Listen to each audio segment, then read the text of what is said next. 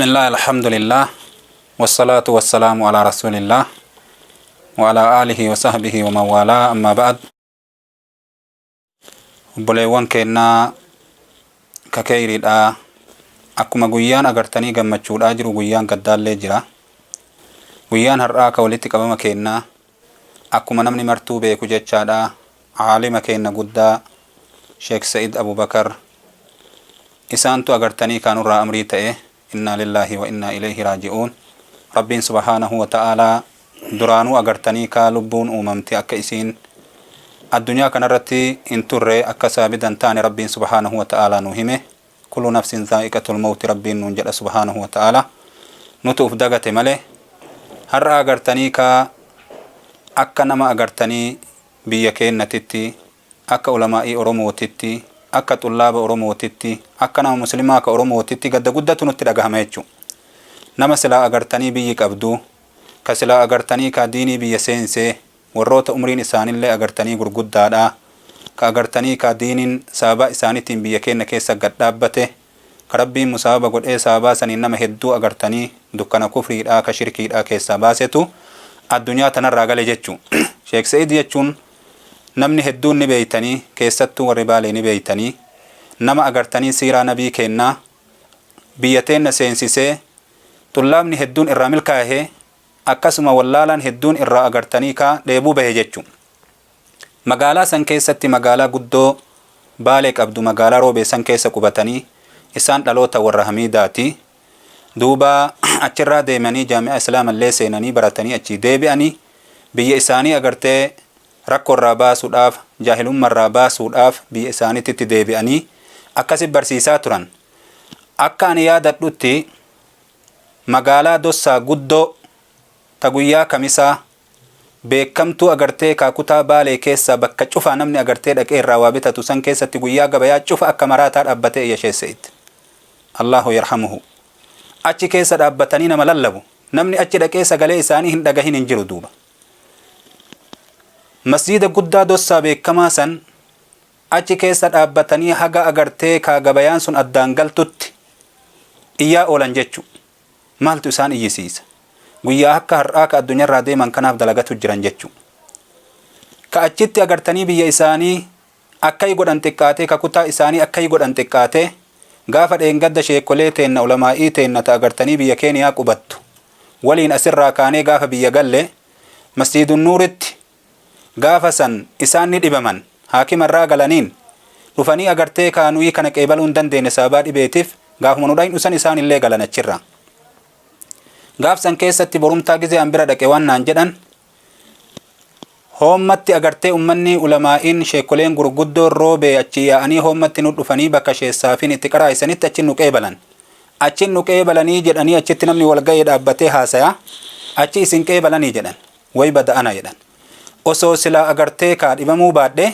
bakki itti nama qeebala warra siyaasatuuyyuu kunno diinshootti qeeballee silaa teessan sanii ol tahuu qabdiinaan jedhan dubbii akkanaa dubbatan dubbiin isaanirraa yaadadhu tadheen gaddaa irra nama aalimaati asi qeebalanii jedhan barkalutti isin qeebalan jechuu isaaniiti komii dubbatanii nama san dhabne jechaadha har'aan kana gaafa masjidun nuuritti galgala nu qeebalaniitiniin ummanni achitti nu affeere isaa warra achirraa filamee Boorana deemee ummata islaamsisee ummata islaamsan san achitti quraana barsiisan ulamaa roobee hedduu walitti qabamte shealiin jimmaallee kun amma asitti nu bira jiranii gaafsan galgala mallaqa guuraa turan mallaqa kana maaliif guurtan jennaan waan guuraniif agartee kaasitti kun ulamaa inteen Sheekh Muhammad Raabii fa'a ta'anii isaan fa'a ta'anii wal qoodanii ji'aan namni hagoon tokko deemee Boorana dhaqanii ummata agartee achi quraana qaraa'isanii akkaataa salaataa barsiisanii waytii kun galu kun asii deema warra waan san keessatti hirmaatee gahee qaburraa Sheekh Sa'iid umrii kanaan jechu umriin isaanii nama guddaa nama akka kennaa kanaa miti sanii waliin hin ifanne hin dadhabne waan san keessa nagalmeessaa jedhanii warra achirraa ka'ee gaafas achi deemanii achitti ummata barsiisanii aliifa ta'anii ijoollee xixiqqoo keessa ta'anii qaraa'isanii ummata diinii qabsiisanii achirraa deebi'u jechu dhibamaniitii duuba sababa agartee kaa dhibeetiif waan sanirraa gaafa san qabaman jedhanii achirra dubbatan Sheekh Sa'iid jechuun nama akkanaati aalima akkanaa kana dhabne jechu gaafa agartee ahbaash dhuftee biyya teenna seente ka akka isaanii kanaan agartee luka gakkahatuu dadhabde firqaan agartanii jallattuun isin beeytan ta Lubnaan irraa kaatee dhuftee biyya teennan balleessuudhaaf biyya teenya keessa dhufte ka akka isaanii kanaan gaafa san itti filamanii dura dhaabbatanii luka gakkaahatu dhoorganii salphinnaan achii baasan kana dhabne jechaadha yaa obboleewwan keenya guyyaa har'aa kana keessatti nama agartanii bakka heddutti shayin isaan irraa qaraan faallee ka warri aalimmanii ka isaan beeku yeroo himan warra akka Sheekh Junaydii fa'a kanarraa qaraanii aalimman gurguddoo isaan warraan kana nama gurguddaadha har'a waan nama ajaa'ibu waan immootu dubbii kana mararraa garaana nyaate har'a shayni du'ee jennaan ijoolleen isaanii yatiima taate har'a qabrii isaanii gubbaa dhaabbatanii waa'ee ijoollee isaanii dubbatu jirarreef aalimman yeroo nu dhageenyu jechuudha. Hagam aalimman keenya nuti quba qabna akkamitti agartanii nagaha baanan nama sodaachisa wallaahi aalima akkanaa guddaa kana rakkinna haganaa qabanii an takkaan seeni duuba yeroo har'a agartanii qabrii isaanii gubbaa dhaabbatanii waan akkanaa haasa'an jechuudha. Nama silaa agartanii abbaa qabeennaa ta'e akkuma abbaa diinii ta'ee beekamitti akkasitti beekamuu qabu. Nu keessa guddatanii nu keessa agartanii nu mara guddisan abboota keenya guddisanii nullee guddisan nama umriin isaanii asiitii miti. Kanaaf agartanii ka waan garaa nama nyaatu rabbiin isaanii haa araaramu jannata rabbi isaan haa gammachiisu xullaaba isaanii mara rabbiin bakka jiranitti agartanii ka sabrii haa kennuufi aanaa aalii isaanii cufaaf rabbi sabrii haa kennu guddoo agartanii ka wanni silaa dubbatan gizee waa namatti galan nama jalaa baddi waan isaanii agartanii ka amma namni isaan fakkaata ka akka agartanii Sheekh Abdurrahmaan fa ka akka Sheekh Abdurrahiim fa hedduun agartanii ulamaa'ii karaa durattuu dabranii sheexxaan faani beeytanii gaafsan ulamaa'ii meeqatu bakka tokko nurraa godaane ammallee kunoo ka wal faana akka waan wal yaamaniiti hikmaa rabbii kana eengadduma kunoo ka agartanii Sheekh Muhammad Amiin illee nurraa du'anii akkasuma Dr. Abdu Shakuur illee nurraa du'anii amma isaantu itti aane warri baaldaraboo isaanii namni an beeku ka amma agartanii ka akka baaleetitti fakkeenyaaf akka roobeetitti jiru nama 3-4 hin caalu. Rabbi nu haatiisu warra hafanillee nu jabeessa warri bira jirtan kidmaa isaaniitiin dhaabbadha waan isaan harkaa qaban irraa nu fuudha isiniin jenna insha Allahu ta'ala dubbii kiyya asumatti gabaabsa wajazakumullahu khairan barakallahu fiikum isiniin jenna. Inna lillahi wa inna ilayhi raji'un. اللهم أجرنا في مصيبتنا واخلف لنا خيرا منه يا أرحم الراحمين وبارك لنا في عمر من بقي من علمائنا يا ذا الجلال والإكرام. إنا لله ثم إنا لله وإنا إليه راجعون. حقيقة نغرتي الرا ولك بمنيف كوما شيخني كنا أبو مصعب دبة كنا شيخوتين كنا غرغدان دبة شوتا كنا قد غرتني أني كنا غباجرو كوسو علماء كنا إفاجة إساني نصر أمة إسلاما الرغدا وصون أرجين قلبي إنساني أكما ديبو تتي دبرته ور جنة الفردوس إن قلبي إنساني قمد ديبو بات رب إنسان هاقولو علماء كنا دبرن كنا مرة حقيقة نغارب بيوتاته علماء دؤون أكما قرتني موت العالمي أكما جدن سني yoo dhugaa silaa tafsiira haqiiqaa taate akka dhugaatti silaa hiikamte aalamni kun dhabamee gartee lafti tun qullaatti hafuutti hisaabama jedhan aalimni tokko dabru maaliif jennaan aalimni gartanii jireenya isaatiin aalamni kun jiraata obboleeyyan kiyya gaafa har'a aalimni nu keessaa deemu gaafa jirri deeme booda beekamti jechuu kanaaf agartanii rasuulli keenya alayhi salaatu wassalaam ربين سبحانه وتعالى ديني كان قرآن غرتي ورقار را ترغيهم فودو ديني فودا مجچون علماء فودا مودان ديني نما غرتي الرتاد فجرن علامة قيامات جچو بولين كيا كوني هندي غرتني نوتي بيكمو قبا ميو علماء اكنا دبني مي كتبك اساني نو دابچو جرا جچان نوتي هادا غامتو مي برتا مي كتو غرتي ياد اساني تيف ديبو اسان قبنسن kaama sheeni keenya gartanii dubbatan kana eenyutu bakka bu'uudhaa deemaa jira hagam takka onneen nu micciiramte hagam takka lubbuun nu cuunfamtee jirti yaa obboleeyyan keenya rabbiin keenya subhaanahu wa ta'ala ballamni isaa gartanii kawumaa gartanii dubbatee dabarsesan kanaaf rabbiin keenya subhaanahu wa ta'ala kullu nafsin dhaa'iqatul mawt nafsiin hundinuu gartee du'ani dhadhamti je rabbiin subhaanahu wa ta'ala gara kenna deebi'uu deemtanii jedhe wanabluukum bisharri walkhayri fitna duuti gartanii musiibaa je rabbiin guddaan kanaafuu musiibaan kuni ummata gartanii islaamaa guutuutti galulle keessatti har'a hawaasa keenya oromootti gale obboleeyyan keenna deemsa ulamaan deeman kana kadheen gadda abbaan keenna Dr. Abdu Shakuur aalimni keenna ka nama xiqqaa fi nama guddaa bakka takkatti ija takkaan laalan rabbi jannataan hunda jara haa qanansiisu. Halkan irraa warra du'aa'ii kana irratti aamin jedhee isinii dhagaa jiru kana qabe rabbiin gartee firdawsal aalaadhaan isaan badhaase ollaa nabi Muhammad isaan qubsiisu rabbiin guddaan agartanii aamin nu haa jedhu rabbi nu haa taqabbalu. Ilmaan teen agartanii miskiina da'iifa kanam tokko hin hafiniif ka abbaa faatillee ammallee dammaqanii bakka ulamaa'ii kana dhaabbachuudhaaf qopheessuudhaaf argitanii hin yaadatin rabbi ilmaan kennallee gartee dammaqanuu kenne diinii kanaaf kitaaba isaanii yaada isaaniif dheebuu isaanii kalafaa fuudhee hawaasa kanaaf dhaabbatu rabbi haa godhu.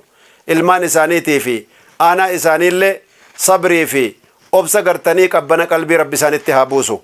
Ka agartanii isaan caalu jira hin jennu silaaftu ka isaan fakkaatullee rabbiin bakka haa buusuuf akkuma rasuulli keenya alayhi salatu wassalaam nu dubbatan sanatti jechuudha. Obboleeyyan imaana namni mu'minaa gartanii yoo gartanii musiibaan tokko itti buute ka agartanii musiibaa sanatti obse irra gartanii wanni guddaan agartanii maa uutiya ahadun axaa'an awsa'a irra gartee badhaasa gurguddaa namni kenname hin jiru nama gartanii sabrii kennamirra jedhan rasuul rabbi alayhi salatu wassalaam. Sabriin agartee jazaan isii argitanii rabbi malee namni beeku hin jiru. Yaa obboleeyyan keenya arra nu hundi kennaahu rabbi sabrii qalbiitti nu haa buusu. Rabbi gartee ulamaa'ii kenna jiran barakaa keessa nu haa kaa'u. Akkasuma ammallee warra gartee xixiqqaa gartanii bakka sana yaadullee xullaaba kenna ilmi kaamma gartanii akkuma tamaam kenna jedhan sheekh saafii biratti ziyaarrisan ulamaa'ii kenna gartee godina gartanii Baalee Arsii godina Oromiyaa guutuu jiru kana rabbiin keenya gartanii ulamaa'ii kenna umrii keessa barakaa nu haa kaa'uu fi ilmi isaaniillee kadaddafanii yeroo gabaabaatti argitanii firee isii argan rabbiin nu haa godhu. Guyyaan irraa guyyaa gaddaa rabbii keenyatti gartanii deebinee rabbii keenya araarama gaafannee haqa ulamaa'ii kennaa kanallee ka rabbiin kenna gartee tokkoffaa uf godhe lammaffaa gartanii ulamaa'ii kana godhe sadaffaa gartee malaa'ikaa godhe tokkichummaa isaa sanarratti ittiin kakatetu ulamaadha. Yarfa illaahu alladhiina aamanuu minkum walladhiina uutul ilma darajaat. Ya rabbiin guddaa yaa obboleeyyan nama gartanii rabbitti amane rabbiin qadrii isaa nama kafarirra ol fuudha jedhe. Warruma san keessaa ammoo warra ilmii rabbii qabuuf warra diinii rabbiitiin dhaabbatu rabbi ol fuudha jedhe. Obboleeyyan keenya ol fuudhaminni rabbi asit dubbate kakuu inni tokkichummaa isaa shaahida dhaabbate ragaa dhaabbate ittiin kakate kanatu ragaadha jechuu obboleeyyan keenya. Kanaaf ulamaa'ii kenna warra jiru kan agartee ziyaaraa isaanii obboleeyyan. Kanaaf ulamaan agartee dhaaltuu ambiyaati nuun jedha rasuulli keenya alayhi salaam. Ambiyaan agartee sunnaa rabbii taate rasuula keenyaan bichaan nu xumurame jechuu. Eegasi bakka bu'aan isaanii ulamaadha. Rasuulli keenya nuun jedhani mee ulamaa'ii kenna kana bakka bu'aa ambiyoota rabbii maal ija kamiin laalaa jirra? Aadaa nutti taatee jirti. Aadaa fokkuu, aadaa gartanii qaanyii, aadaa saalfachaa ajaa'ibaa saalfataa jiru. Ka guyyuma ulamaa'iin du'e qofa geggeessaa isaaniitiif qofa geega maatii isaaniitiif gartee nama isaan duubatti hafellee guyyaa isaa namni yaadachuu jalqaba jechuu. Maaliif qaanyiin akkanaa nurra deddeebiti yaa obboleeyyan keenya? Ulamaa'iin keenya wallahi ummata gartee biyya ollaa kennaa qubatu kana ummata gartanii Soomalii kana waan hedduu gartee afaan isaanii barannee isaan irraa dhaga'aa jirru ofitti saalfataa jirra jechuu obboleeyyan keenya. Arra gartanii ummanni Naayiroobii jiru waan an beeku ol beeka waan agartee ummanni ulamaa'ii isaanii itti jiru. Ulamaa'iin biyya kennaa ka muka jala gatamee jiru ka baadiyaatti gatamee jiru dhugaadha. Hawaasni keenya gartanii tattaaffii guddaa qaba. Keessatti ulamaa'ii kenna gartee ummanni Baalee Arsiin ulamaa'ii nama biraatu ka ganda biraatu akkan itti qubsiifatu inuma beekna. Garuu haa ta'u qaanyiin akka arraa kun gizee hedduu nutti deddeebitu qalbii nama gubdi nama keessaallee hin baatu. Kanaaf ulamaa'iin obboleeyyan keenya nama nyaata gartee duniyaa nama nyaachisu bichaa miti nama jireenya nama akhiraatiif yaadaa jiru jechuu. Mee ulamaa'ii kenna hafeetti haa deemnu. Ulamaa'ii kenna gartanii irraa gartanii haa maddisiifannu ilmii tana haa laallu jireenya isaaniillee obboleeyyan keenya. Wallahi namni ulamaa'ii bira dhaabbate rabbii isa bira dhaabbata. Eega isaan dhaaltuu ambiyaa ta'an rabbiin subhaanahu wa ta'ala ballama seeneefii jira jechuu. Nama diinaa isaa bira dhaabbate rabbiin agartanii isa bira dhaabbatuudhaan in tansurullaha yansurkum ويثبت أقدامكم نونجر ربين كين وأن نتفقوت بربادو جر كنو كتابهم ربي كيسا أرقما جتشو يو إسن ربي كيسا نسرتن ربي إسن نسره ميلا كيسا قد سني دابا جر ربين موتما كيسا قد سني دابا جتشو آنغو كيسا نغرتي آنغو ولانا إسني قد جتشو تقما كيسا قد سني دابا جتشو ويثبت أقدامكم جتشو كان أبوليان كين كنافو غرتي yoo diinii rabbii hin nassarin akki diinii rabbii itti nassaran hin jirtu yoo ulamaa'ii rabbii nassaruu baanne yaa obboleeyyan keenya. Dhaamsi keenna kun dhaamsa gartanii namni yaani gartee namni dhukkuba yaani taaziyaa namaa dhaqee bo'u ka ifii keessa bo'aa jedhan yaa obboleeyyan keenya. Madaatu namatti dhaga'ama jechuu. Kanaafu inshallah isinitti hin dheeressinu sheekotiin keenna kun as jiranii inshallah ta'ala rabbiin subhaanahu wa ta'ala sheeka keenna sheekh Sa'iid Abubakar rabbiin arranta nagartanii yaj'alahu min as-su'adaa ma'a ash-shuhadaa'i was-siddiqiina was-saalihiina inda rabbil aalamiin. Wassalamu alaykum ورحمة الله وبركاته. بسم الله الحمد لله الصلاة والسلام على رسول الله صلى الله عليه وسلم. إنا لله وإنا إليه راجعون. وبليوان كنا وري خراف ودا تي في قناة ندقي فتني من ورقتان أكما أنقفونك يكاسن والناس ولك أبامنيف دعا قرتني شيخ كنا رب الرحمة ساني هاقودو شيخ سعيد أبو بكر ربين ورجع في قرتينو جنة الراسان هتايسو قدسان إبسطوف ماتي في قرتي آلي ساني أنا ساني سبرسيسو فاسي والجن أكما شيخ ودين تنكاسن شيخ سعيد إفاجة قدن الرقابو كيستو متبالي ومتروبي إفاجة قدن قبو قلنا ديقدا ماندور إسان بيكا نموانفا كتربان الرام sa'a shanitti akka masheettama masii kaasan anu fi kiyyaa beeka. Sa'a shanitti guyyaa kamisa magaalaa dosaa sanii masisanitti masjida agartee dosaa guddaa sanitti achirraa agartanii kalimaa tawhiidaa agartee gadhiisan subhaanallah. Achirraa aalama ofii kan agartanii tiinu tajaajilan hin ifatan rooba hin jedhan aduu hin jedhan waan isaan gaafsaniif haajaniif tokko guyyaa akkanaa kan agartee tiinu amaanaa irra jirtu. dirqama irra jiru itti gaafatamummaa irra jiru gartee bahuu fi jechu. Kanaaf sheekeen agartee rabbiin rahmata isaanii haa godhu. Rabbi wanni isaan barbaadan gartee guddoon akhiraa rabbii miizaan hasanaata isaanii keessa rabbiin isaan haa godhuu fi waan isaan ifaajan san dalagaa isaanii san rabbiin irraa haa jaalatu jechu. Ittaansee wannan jechuu barbaadu akkama sheekotiin keenya kaasan dhugaa hedduu gartee wanni nama dhagahamu wanni gartee tokko gartee hafuu dhaabattu nurraa qabu akkama gartee sheeni keenya shaarii nasi kaasan wanni gartee ulamaa'ii keenya gaafa isaan du'an qarqaarsadhanii usuu isaan hin duun to'achuu qabna obboleewwan kiyya abboota kiyya. Wanni kun aadaan tun nurraa hafuu qabdu. Gaafuma nu biraa dabran maatii isaanii jennee gaafa isaan jiran isaan diin rabbii tajaajilu jiran diin rabbii kaddamu jiran dalagatuu danda'an nagadatuu danda'an diin rabbii akiraa nagadatan isaan nu ammoo bira haa dhaabbannu bira dhaabataan jirtan jechuu miti ammoo usuu isaan jiran maatii isaanii haa to'annu isaan haa to'annu diin akkuma amma sii dubbatan diin qarqaaruun kanuma diinii tumsuun kanuma isaan daawaan dhaabatan isaan diin rabbiitiin dhaabatan nu ammoo kidmaa isaaniitiin kidmaa nama diin gegessuutiin haa dhaabannu isiniin jedham. Rabbiin keenna ummanni Baalee ummanni keenya garteetiin Aroomoo nama guddaa dhabne daa'ii guddaa dhabne kayoo as deeban gartee asin masjida nuuritti siiraa nabii alayhi salaatu wassalaam barsiisan akkasi garteetiinu rabbiin nama isaan fakkaatu bakka nu haa buusu daa'ii hin hifan daa'ii hin dadhabne daa'ii garteetiinu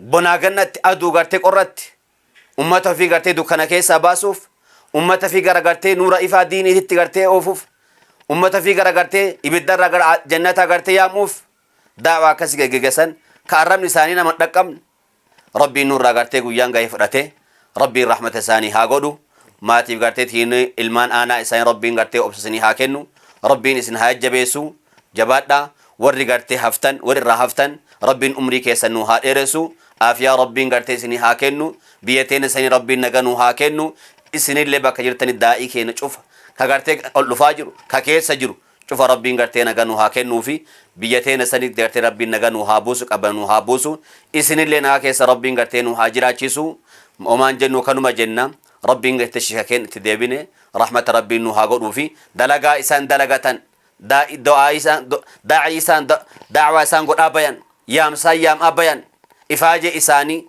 rabbiin gartee amma gartee hasanaat isaaniitiin gartee rabbiin galata isaanii haa galchu warra jannataa rabbiin nu haa taasisu warra gartee qabrittu amma gartee tiinu dalagaa ofii argatee dalaga ofii saniin gammadu rabbi isaan nu haa taasisu maatii garsaa isaanii kanallee rabbiin gartee nu haa sabbarsiisu nu haa jabeessu. Wassalaamu alaikum warahmatullahi wabarakaatu. Hayyee obboleewwan keenya akkuma nu dhagahaa jirtanii sheekoleen keenya agartanii waa hedduu nu dhaamanii dhaamsa isaanii kanallee warra agartanii hojiitti hiiku rabbiin nu haa godhu jenna.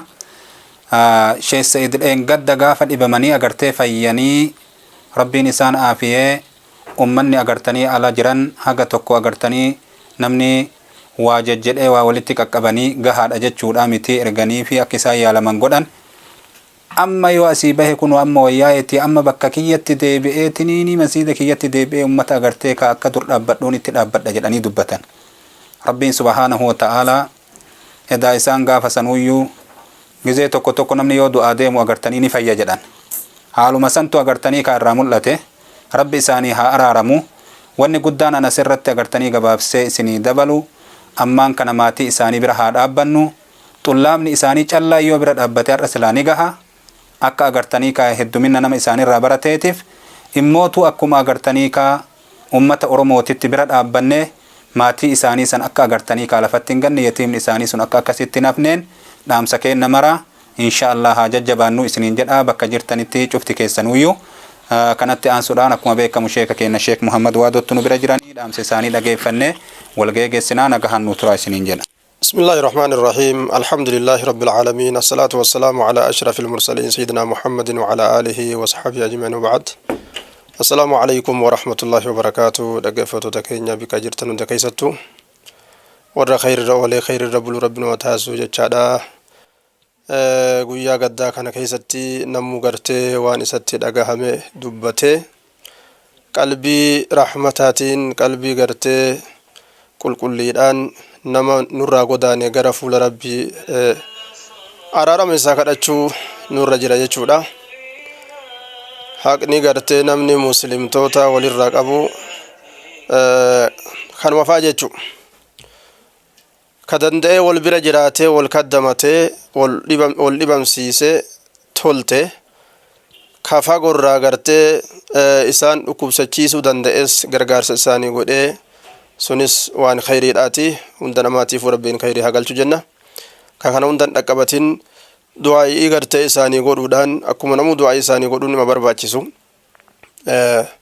Wanni nuti isaanii guduunfinuu arraan tana godaananii jirani du'aa'ii gartee isaanii godhuudha jechuudha. Rabbiin gartee qabrii isaanii rawdatun min riyaadil jannaa rabbi isaanii haa taasu jenna. Sheekh Sa'iid Roobe qabrii isaanii rabbiin gartee caffee jannata rabbi haa taasisuufi ibidda jahannamii jala rabbiin qudraa isaatiin isaan haa baasu maasiyaa isaanii rabbiin haraaramuufi warra gartee isaanii ijoollota isaanii dubartoota isaanii aanaa isaanii hunda walumaanuu numa hundaa'u muslimtoota hunda rabbiin obsa khayrii nu haa kennu jenna. Mawtul caalimii duuti caalimaa kun sulmatun laa tusaddu jedhanii qaawala takka gartee tan cufamne jedhan duuba. Namuu hulaa isaa cufa balbala isaa cufa malee balbalana biroo cufuun ni jabaatti. Bikka isaanii saniin qaawala nutti taatee jirti nutti banamteeti jirti jechuudha. Mawtul caalamii sababun litafashii aljahali fil caalami jedhan duuba. Mawtul caalim namni caalimaa tokko du'uun sababa jaahilummaan biyya keessa faca'uuti tahaa jedhan. Munkara isaan gaaf duraa gartee arganii irraa dinniinan san namuu gartee caalimni hundinuu bikka jiru numa dinniina. Haa ta'u ija ijaan namni waa argaa ija ijaan waa arganii qalbii waa hubatanii bikka isaanii saniin wanni banaa jirtu sun yoo rabbi rahmata ofiitiin gaa satrii fide malee akkasumatti banaa hafti jechuu.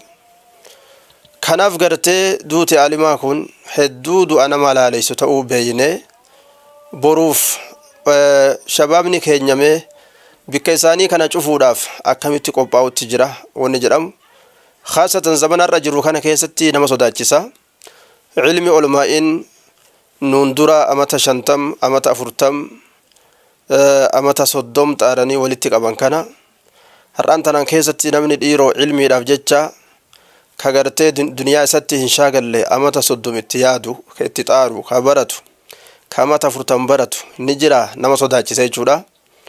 Zamanarraa tana keessatti namni amata 4-5 yoo kitaaba lafaa fuudhee gaaf kaan fiigee duniyaa seene gaaf kaan Awurooppaa seene gaaf kaan biyya Arabaa seene gaaf kaan biyyuma keessattuu gartee kun gidii kun qonna seene kitaaba numa tuqanii achiin oofanii birumaa dacha'an jechuudha. Haalli kun ammoo jaahilummaa biyya teenya dhaalchisa. Ilmii akka ulamaa'ii durii sanitti namni miila itti cabsatee amata dheeraa zabana dheeraa amata 30 40 50 ilmii qofaaf kennanii achi booda barumsaaf kennan san hedduu nama sodaachisa. Yeroo ammaa keessatti bikka jiranitti abbootiin gartee rabbiin abbaa ilmaanii isaan taasise ilmaan isaanii akka ilmii baratan itti yaadda'uun dirqama. Akkasuma shabaabni rabbiin aqlii kenneef ilmii kanarratti obsee ilmii kana achi akka oofatu ta'uudhaaf yaalii guddaa gartee ofitti godhuun barbaachisaadha. Zabanni zabana hedduu shuguliin akka malee keessa guute jechuudha. Namni fooqii ilaalaadha. Ilmii qara'uun hedduutti jabaata. Digartan gaa fooqiin zabana durii hedduun jirtu garii namaa faa fooqii ijaan agarree nima dhagaye fa'a malee dur akkasi. Amma zabana kana keessatti dur Finfinnee fa'aatti fooqii himanii deemte baadiyyaa hunda keessa seente waan hundi akkuma fooqii kana ol dheeratti beeka duuba. Niyyaan namaa akkuma fooqiin tun ol dheerattuun ol dheerata jechuudha. Saahibni isaa kawaahila isaa as badee achi badee yoo fooqii biraa ijaare kun karba'iinaa fi tafsiira naanneessu kun uf tuffatee laafatti uf laalee fooqii san jala fiigaa jechuudha. Karaa fooqii san ittiin ijaaru barbaadata. Ijaaruu isaan mala ijaaruu dhabuutu mala. Maaliif jennaan hireen nama tokkooti miti. Akka ebalutti sirbinaan mormatti nama kutti jedhanii. Gadi nama faasii fiigee akka tasaa akka badee Awurooppaa tana seene bishaan baaraa kana keessa dabree fooqii namaa jala dhaabbatee ta'e isaallee kan ta'in suuraa ka'ee yeroo inni achi gad ergu jechuudha. Kaas taa'u kun akka waan fooqiin tunuu ta'isaa taatee itti fakkaateetti foo gurbaan jiru ajaa'ibaa jiraataa mi jedhee asitti gadhiisa darasummaa isaa dhiisee qaraatii isaa dhiisee jechuudha. Haala kana gartee osoo irraa obsine osoo gartee fooqii jannataa tana ijaarachuudhaaf ilmi irratti obsine fooqii duniyaa ka ijaarate irrumaa kuta haga fedhe yoo ol oofe irrumaa kuta jechuudha. Kanaaf fooqii akiraadhaa ijaaratu irratti osoo sabbarree osoo ilmii tana itti obsine hawaasni keenya biyyi keenya dhaalmee ulamaa'ii keenya kana mee ilmii Haajuusuf Cirofaa kashee Amadu Watarfaa eenyutu bikkaan ga'uudhaaf ta'a kashee Sa'iid Akiramanii kana fa'a eenyu bikkaan ga'uudhaaf ta'a nama sodaachisaa jabaadhaa ofitti dhiiraa dubartii keenyaan jenna. Rabbiin gartee walumaanuu warra milkaa'u warra ilmii hawaasa ilmii shabaaba ilmii manguddoo ilmii mangudditti ilmiidha rabbiin waa taasisu jenna. Ilmii amala qabdus ta hojii qabdu rabbiin waa kennu ilmii akka shayxaana rabbiin nutti hin kennini. Tabaratee ittiin dhama'ee tabaratee ittiin jallate kabaratee gartee jahannam ittiin seenu san rabbiin nu jalaan taasin jenna. Asumatti hin dhaaba. Assalaamu alaykum wa rahmatullahi wa barakaatuh.